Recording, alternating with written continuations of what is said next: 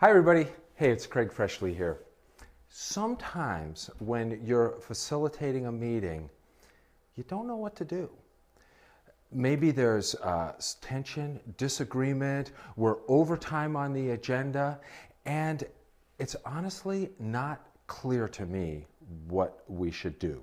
In that situation, I tend to default for something I call facilitation transparency.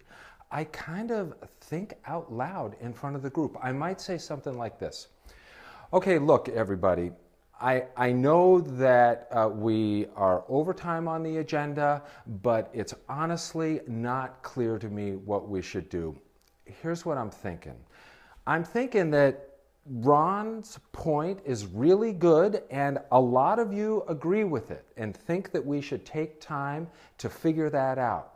But I'm also seeing from the body language that a lot of you are not totally comfortable with moving forward with that idea.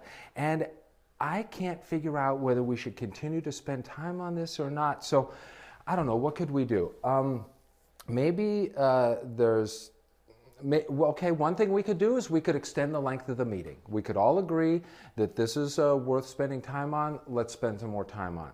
We could send this to a committee and ask them to think about this idea and maybe come back. We could take a little anonymous poll here. I could pass out some index cards and I could ask you all to give your opinions. Hand them into me, we'll take a break, and then I'll come back with a recommendation to the group on what we should do based on what you told me anonymously. I don't know, those are just 3 ideas to proceed. Look, here's what I find. If I do like I just did in a meeting, make myself a little vulnerable, just think out loud, for one thing, it gives me time to think about what to do.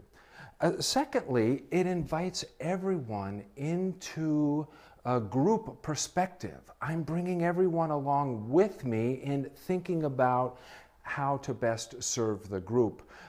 Thirdly, it gives each of them time to think about what could be best. And more often than not, resolution emerges. It usually happens in one of 3 ways.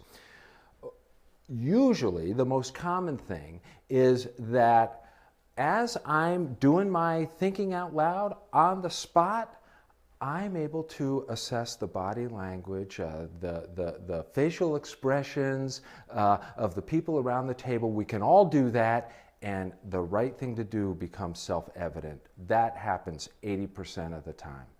A second thing that might happen is one of them might have like a perfect solution that none of us has thought about. A third thing is that it might become clear to me what to do in that situation. I know that there's a resistance to admitting that you don't know what to do. When you're the guy or the gal at the front of the room leading the group, you don't want to say, I don't know what to do here. However, as facilitators, I believe it's our job to reflect the group. And you know what? If I don't know what to do here, and if I'm being the true neutral facilitator, the group probably doesn't know what to do here. And it is perfectly appropriate for me to reflect that to the group. The other thing I've learned is that if I pretend to know more than I really do, if I am not genuine and transparent as a facilitator, that is not going to serve the group well, and I'm probably not going to get invited back. So I am making an appeal for facilitator vulnerability, for facilitator reflect the group, for facilitation transparency. Thanks for listening, everybody.